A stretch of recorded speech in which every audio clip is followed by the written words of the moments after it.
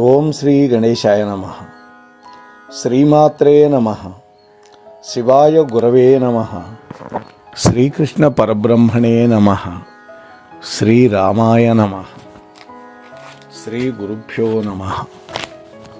నారాయణం నమస్కృత్య నరం చైవ నరోత్తమం దేవీం సరస్వతీం వ్యాసం తతో జయముదీరయేత్. సచ్చిదానందరూపాయ విశ్వోత్పత్యాదిహేతవే తాపత్రయ వినాశాయ శ్రీకృష్ణాయ వయం నమః. మోహనవాణి ఛానల్ ద్వారా శ్రీ నారాయణ భట్టతిరి గారి యొక్క ప్రణీతమైన నారాయణీయ కావ్యాన్ని అత్యంత భక్తి శ్రద్ధలతో వింటూ ఉన్నటువంటి భక్తామ తల్లులకు తండ్రులకు మునుముందుగా నా యొక్క నమస్కారాలు. మనం నిన్న 19వ భాగంలో కపిల మహర్షి యొక్క ఉపదేశాన్ని చెప్పుకున్నాం. ఇవాళ 20వ భాగంలోకి మిమ్మల్ని అందరినీ ఆహ్వానిస్తున్నాను. ఇందులో 16వ దశకాన్ని చెప్పుకుందాం. ఇందులో నరనారాయణ అవతారం అంటే స్వామి నరుడు నారాయణుడు అనేటువంటి ఒక జంటగా ఉద్భవించి బదరకాశ్రమంలో తపస్సు చేసుకుంటూ ఉంటారు. ఆ అవతారం గురించి వాళ్ళు మాట్లాడుకుందాం. అజుగొడుకైన దక్షుడు అప్పుడా మనుపుత్రి ప్రసూతి యందు ఆత్మజల పదార్గురున్ బడసి ధర్మునికిన్ పదమువురన్ హవిర్భుజునకు స్వాహ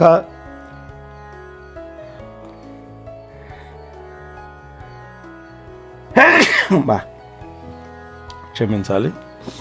ఎల్ల పితృమూర్తులకు స్వధ నీదు అంశమై విజయము సేయు ఈశునకు వేడుకనిచ్చే సతీమణి.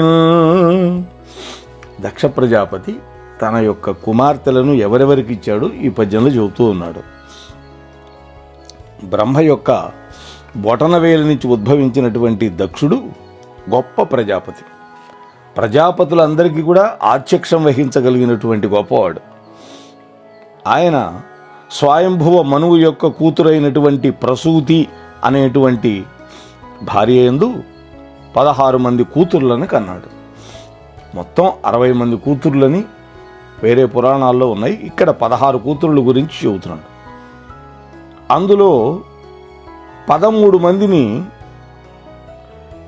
ధర్ముడు అనేటువంటి ఆయనకిచ్చి పెళ్లి చేశాడు. వాళ్ళల్లో మైత్రి మొదలైన పేర్లు గలవాళ్ళు ఉన్నారు. ఆ తర్వాత స్వాహాదేవిని అగ్నిదేవుడికి ఇచ్చాడు. పితృదేవతలందరికీ స్వధాదేవిని ఇచ్చాడు. అలాగే ఓ కృష్ణ, నీ స్వరూపమైనటువంటి శంకరుడికి సతీదేవిని ఇచ్చాడయ్యా అన్నాడు. ఇక్కడ బ్రహ్మ విష్ణు మహేశ్వరులందరూ ఒకే తత్వం నుంచి ఉద్భవించిన వాళ్ళు అని చెప్పడం అన్నమాట. ఇక్కడ ఆయడ ధర్మ సతి అయినది మూర్తి మహానుభావు నారాయణు నిను నరసహాయుని గర్భమునందు కన్నది ఓహోయని ఆత్వదీయ జననోత్సవమందు సురల్ నుతించి పుష్పాయత వృష్టి నించిరి శుభాయత మంగళతూర్య ఘోషలన్.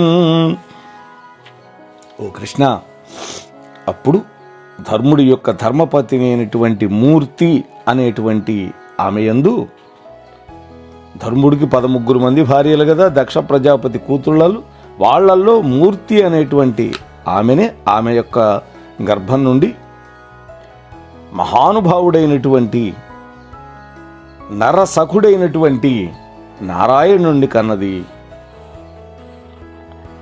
అంటే కృష్ణ నిన్నే కన్నది, నరసఖుడుగా వచ్చినటువంటి నిన్ను కన్నది. నీ జన్మోత్సవంలో దేవతలందరూ కూడా నిన్ను కీర్తించారు, మంగళ తూర్యాలు మ్రోగించారు. నీ పైన కల్పవృక్షపు కుసుమాలను వర్షంగా కురిపించారు అని చెబుతూ ఉన్నాడు.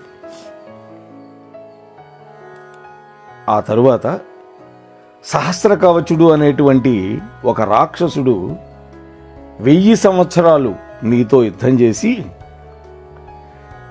మీ ఇద్దరిలో ఒకరు తపస్సు చేస్తుంటే మరొకరు యుద్ధం చేస్తూ ఉన్నారు. పర్యాయాల వారీగా ఒక్కొక్క 1000 సంవత్సరాలకి ఒక్కొక్క కవచం చొప్పున సహస్ర కవచుడు వాడు. 1000 కవచాలు ఒక 1000 ఏళ్ళకి ఒక కవచం తెగ్గొడుతున్నారు. ఆ 1000 ఏళ్ళు నువ్వు యుద్ధం చేస్తుంటే నీ సఖుడైనటువంటి నారాయణుడు, నీ సఖుడైనటువంటి అర్జునుడు యుద్ధం చేస్తూ ఉన్నాడు. నువ్వు తపస్సు చేస్తుంటే నరుడు యుద్ధం చేస్తూ ఉన్నాడు.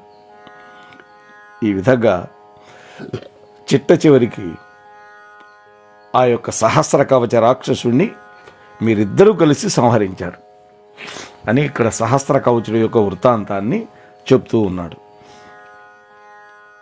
మీరు స్వామి ఆ తర్వాత మీరేం చేశారో చెప్తున్నాడు ఇక్కడ.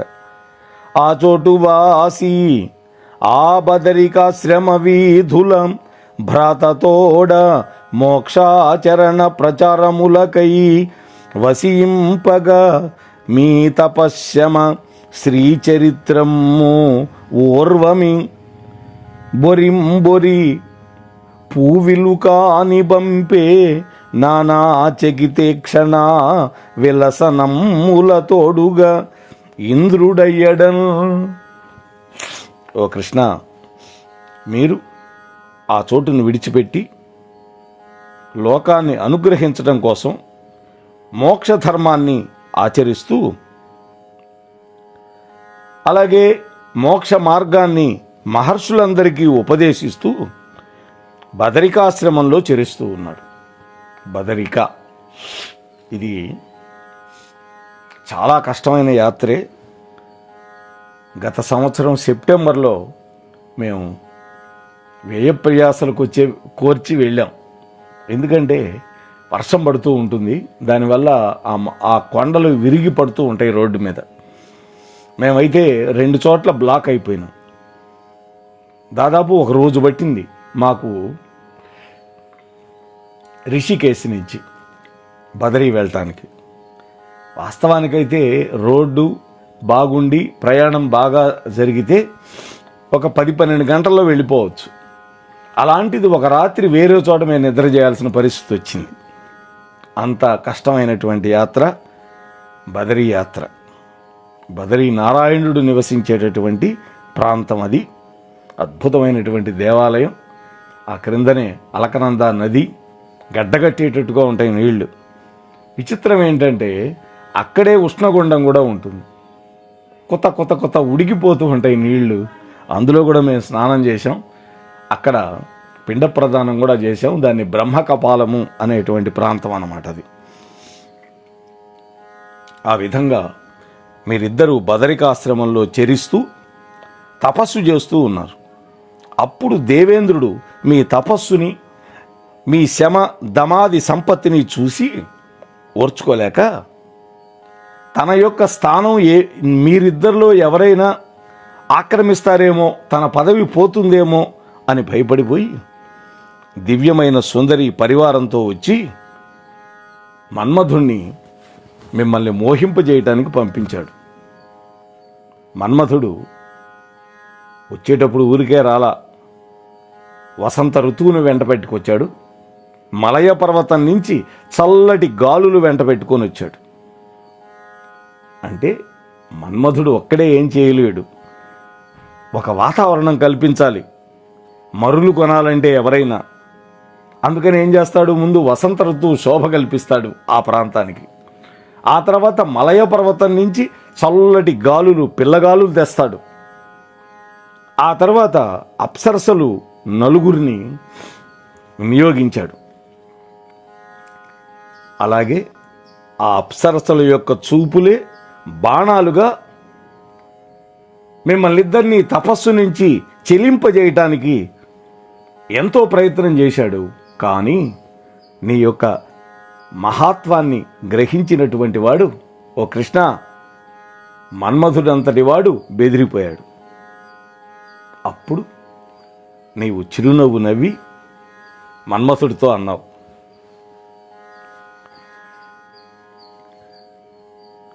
మన్మథుడు ఆ పక్కనే రంభాది అప్సరసలు కూడా ఉన్నారు. ఏమంటున్నాడు?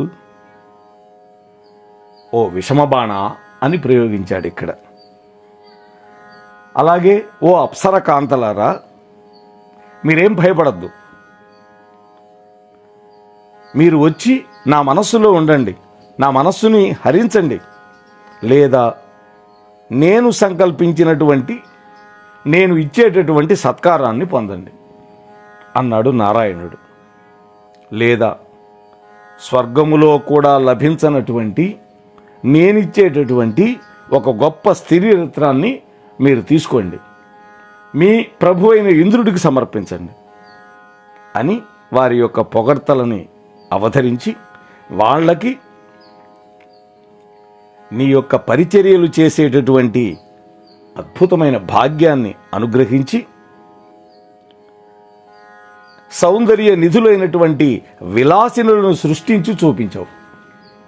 ఆ సందర్భంలో నారాయణ మహర్షి తన యొక్క తొడ చరుచుకున్నట్టు ఆ తొడలో నుంచి ఒక సుందరి ఉద్భవించింది.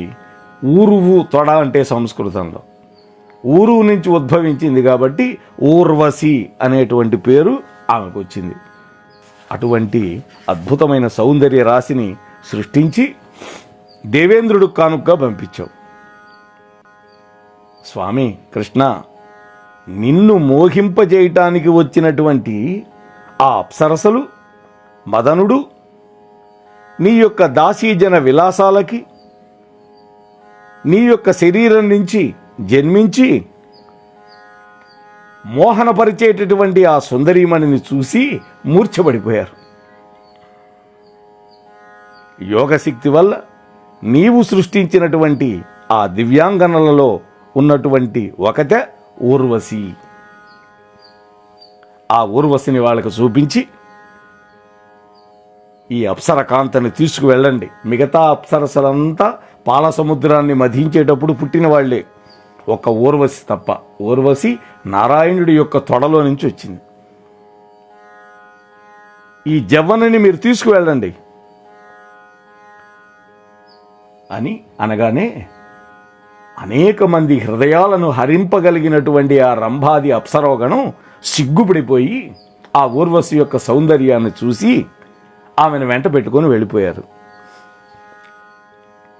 వచ్చిన ఊర్వశింగని భవచరితమును నీ ప్రభావమును ద్రచ్చి కడును జలించిన మర ప్రభువు ఇంత ప్రశాంత సుందరమచ్చము విశ్వమోహన మహామహిమము అవతారమింతకు ముచ్చట కృష్ణ రూపము అతిముగ్ధ విమోహనమొక్కటే కదా. ఓ కృష్ణ, అప్పుడు తన దగ్గరికి తీసుకురాబడ్డటువంటి ఆ ఊర్వశిని చూసి నీ వృత్తాంతమంతా విని దేవేంద్రుడు ఆలోచించాడు, భయపడిపోయాడు, వ్యాకుల చిత్తుడైనాడు.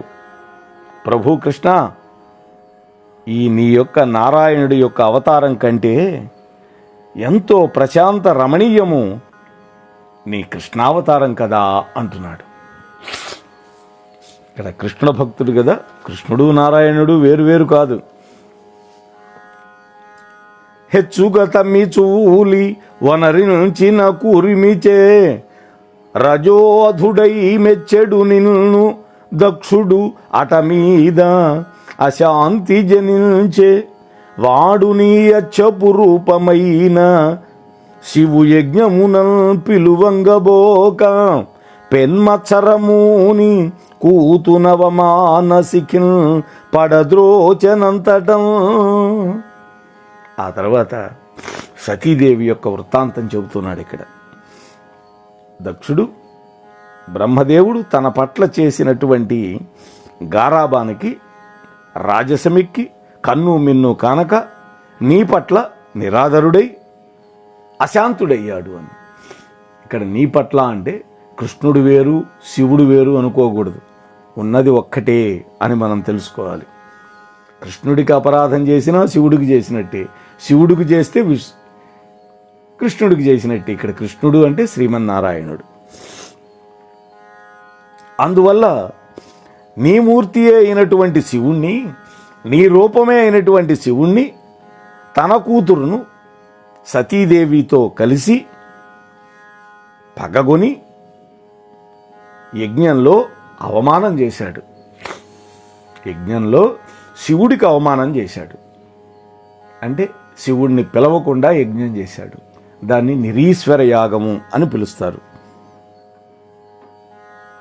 అంటే శివుడి భార్య అయినటువంటి సతీదేవి దక్ష ప్రజాపతి కూతురే అయినప్పటికీ కూడా శివుడి మీద ఉండేటటువంటి మాత్సర్యంతో, అలకతోటి, కోపంతో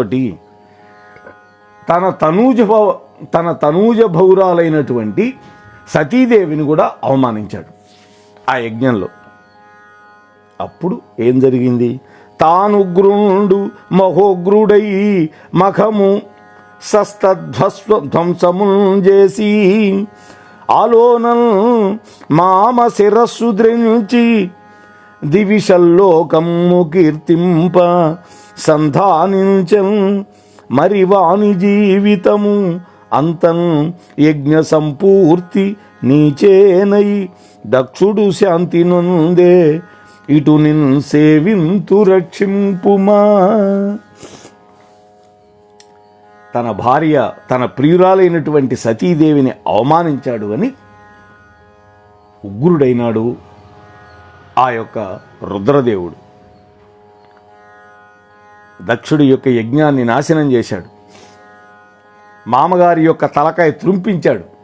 వీరభద్ర అవతారం. శివుడికి వీరభద్రుడికి తేడా లేదు, రెండూ ఒకటే. స్వామి యొక్క జటాజూటంలో ఒక జటని పీకి భూమి మీద కొడితే ఉద్భవించినవాడు వీరభద్రుడు.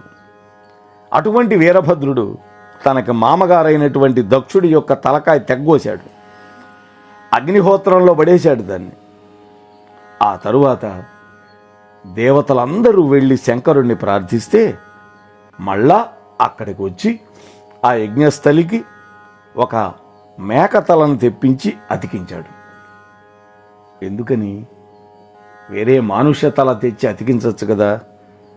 మేకతల ఎందుకు తెచ్చాడు అంటే, మేక కానీ గొర్రె కానీ వీటి తలలు నడిచేటప్పుడు ఎప్పుడూ భూమినే చూస్తూ ఉంటాయి. మానవుడిలాగా నిటారుగా పెట్టలేవు అవి. ఎందుకని? అవి తిరియొక్కులు, వెన్నుపూస అడ్డంగా ఉండే జంతువులు. అందువల్ల వాటి తల ఎప్పుడూ అధోభాగం భూమినే చూస్తూ ఉంటాయి. అంటే ఇప్పటి వరకు నీకు గర్వం వల్ల నీ చూపు పైన ఉన్నది, అందుకని అతడు చూపు కిందకి దింపాలనేటువంటి ఉద్దేశంతో మేక తలకాయని తెచ్చి అతికించారు. మరి అతని తలకాయ అతికించవచ్చు కదా అంటే హోమగుండంలో పడేసి వ్రేల్చి పారేశారు వీరభద్రాదులు. అందువల్ల అప్పుడు ప్రాణం పోసావు నీ మామగారికి. అటువంటి వాడవు నీవు మాకు మాత్రం ప్రాణదాయం చేయవా, నా రోగాన్ని పోగొట్టవా స్వామి అని ప్రార్థిస్తూ ఉన్నాడు ఇక్కడ. అంటే ప్రతి సందర్భంలో కూడా భగవానుడైనటువంటి శ్రీకృష్ణుడు పరమ దయాళువై నన్ను రక్షించుగాక అని ప్రార్థిస్తూ ఉన్నాడు.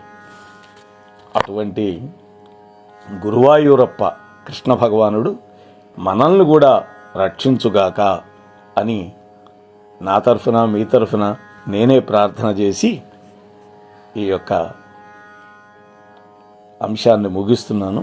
అయితే ఇప్పటి వరకు ఈ ఛానల్కి సబ్స్క్రైబ్ చెయ్యకపోతే వెంటనే చెయ్యండి. మీతో పాటు మరొక 4-5 చేత సబ్స్క్రైబ్ చేయించండి. అంశం నచ్చితే మీకు ఒక లైక్ ఇవ్చి మీ కామెంట్ కూడా పెట్టండి అని మిమ్మల్ని కోరుకుంటూ ముగిస్తున్నాను. స్వస్తి సర్వేషాం. మోహనవాణి తెలుగు పోడ్కాస్ట్ వింటున్న శ్రోతలందరికీ హృదయపూర్వక ధన్యవాదాలు. వినండి, వినిపించండి, వింటూనే ఉండండి. మోహనవాణి తెలుగు పోడ్కాస్ట్ మీరు వింటున్నారు. మోహనవాణి. మన మోహనవాణి కార్యక్రమాలు మీకు నచ్చినట్లయితే వెంటనే ఒక లైక్ చేయండి, అలాగే కామెంట్ చేయండి, ఎక్కువ మందికి షేర్ చేయండి. సబ్స్క్రైబ్ చేసుకోకపోతే వెంటనే మన ఛానల్కి ఇప్పుడే సబ్స్క్రైబ్ చేసుకోండి. ధన్యవాదాలు.